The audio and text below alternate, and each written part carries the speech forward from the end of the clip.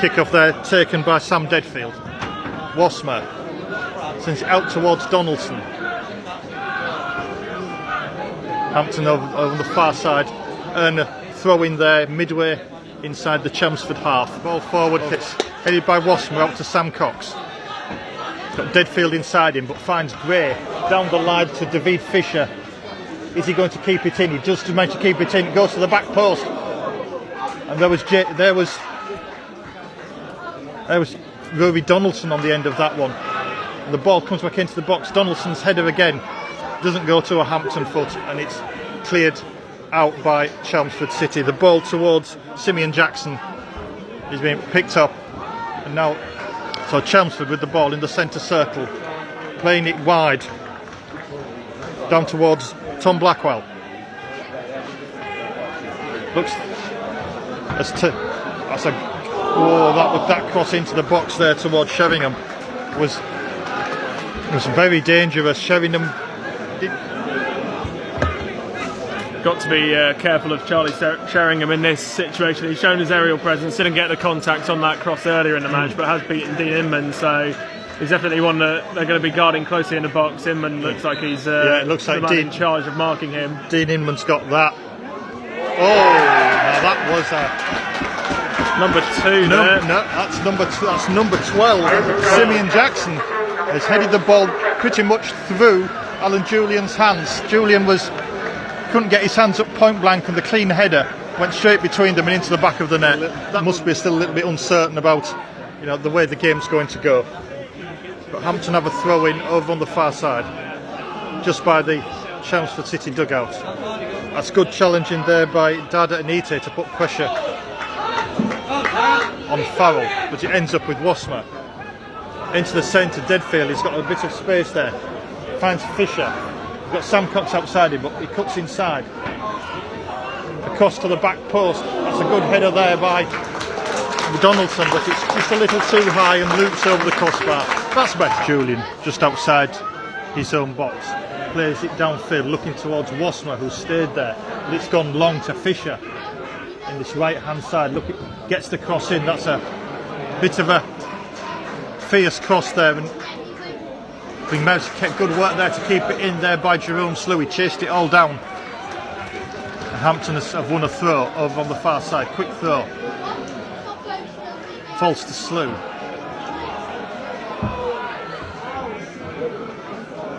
So Johnfield still trying to... They started to challenge there.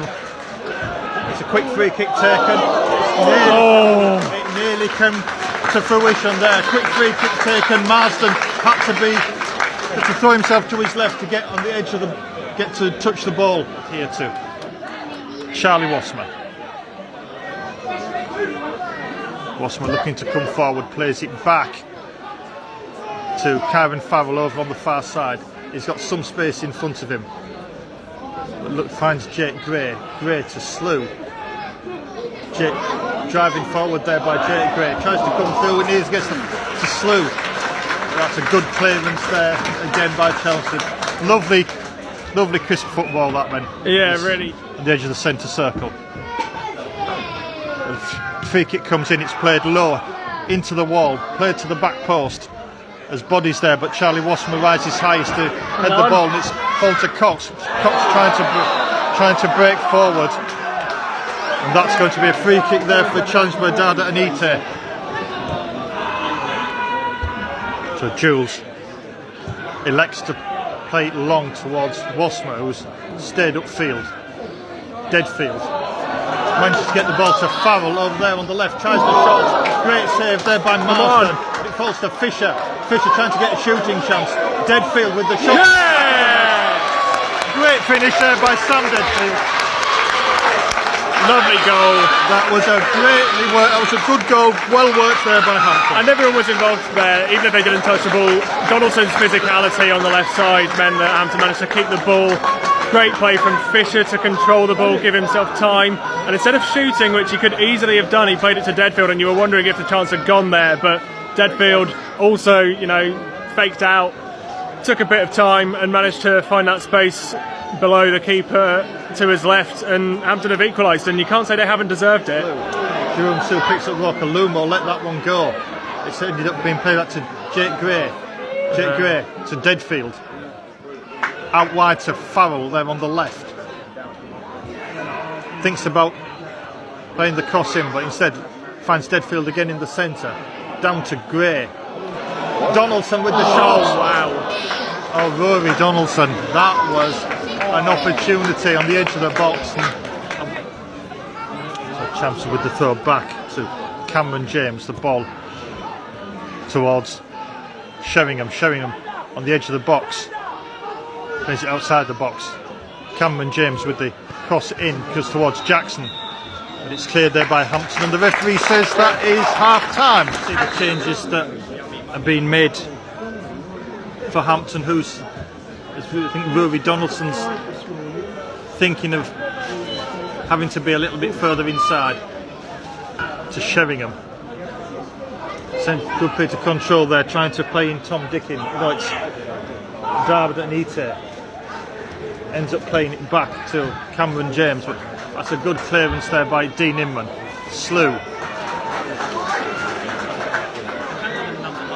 That's good work there by David Fisher. He's beaten one man. He's got Gondo outside, plays it. Gondo coming into the box, cut on his left foot, plays it across. That's a good cross there to Fisher, and that stabbed right foot shot just went wide of the post there. You know, use it better. Yeah. So Farrell with the throw down the line to Donaldson. It comes back, plays it down the line to Slew. Good work there by Jerome Slew. Plays it down the line to Donaldson. Kept it in play. Falls to Dronfield. Dronfield with the shot and buries it. Good work there. Oh dear. I know it's like Chelmsford City are not happy with the assistant. There's fingers being pointed at the assistant on this near side from the number 12, Simeon Jackson, and I think Simeon Jackson has just talked himself into a yellow card for comments he may have made to the assistant on this near side. Jackson was really not happy. He thought the ball had gone out of play. The assistant said it was still in play. He basically ran up the touchline to have a severe word there with the assistant and to come back onto the field of play. Good work there by Hampton there in the centre to win the ball. Wasmer tries to play it towards Slew, but it ends up being picked up by Aluno, and his long clearance goes out of play right in front of the main stand here at the Cleo Saul Beveree. So we've played 10 minutes of this second half. It's Hampton Richmond Borough 2, Chelmsford City 1. So Jerome Slew trying to get down that side, this near side, wins the throw in instead. So it's going to be Kevin Farrell with the throw. Plays it quickly to Gondo. Donaldson picks up, drives into the box. Good shot. What a finish! What a finish from Rory Donaldson. That came out of absolutely nowhere. World class. Everyone who has paid money to get here has been absolutely treated to a delightful strike from Rory Donaldson. I imagine that everyone who's a season ticket holder at a Premier League or AFL club who's come down here on the offer, absolutely stunned by that effort. Just got it over the keeper into the corner, and well worth the admission fee. To be honest, Jacob Marsden just had no idea that was coming over until it was one thing that a lot of teams have found this season. The long ball forward is cleared by Kevin Farrell, but Cameron James hits it forward. Sheringham to Jackson. Well, I saw that he was the 23. Chelmsford coming up the far side. That's a good save there by Julian. Had to get his hands to that. It looked like Sheringham, if he'd got a touch there, that would have been in the roof of the net. But a great dive. Chooses to take a shot too, right? It doesn't look like he's interested in that. No, so one long to the back post. Looks like his goal's gone in the back of the net. Yes, it has. That's the second goal for Chelmsford. Charlie Sheringham there. Sheringham, but personally, I'm surprised that Hampton haven't been asking the assistant why there wasn't a call there for a push on Sam Cox. Yeah, well, I think it was Inman that Sheringham pushed to the ground. It's Cox who's the most vocal about it, but I think Hampton have got a reason to be aggrieved about that. Farrell over the ball, but everybody pretty much on the edge of the box. Gray and Gondo outside, just lurking around to see if there's any scraps they can pick up. So the Farrell with the free kick to the back post, that's a good delivery. And there's shouts for handball there from the Hampton players, but the referee waves his hands and says nothing in that. Intervened, but yeah, great opportunity from that corner, and as we said, they don't want to give Hampton too many freebies. And it's rolled in! Jake Gray. No, it's David Fisher. David Fisher, that was another one that came out of not a lot, and David Fisher got the ball just almost right on the goal line, some 15 yards out from the far post, and he managed to get an angle in past Marsden, and it ended up dribbling into the back of the net.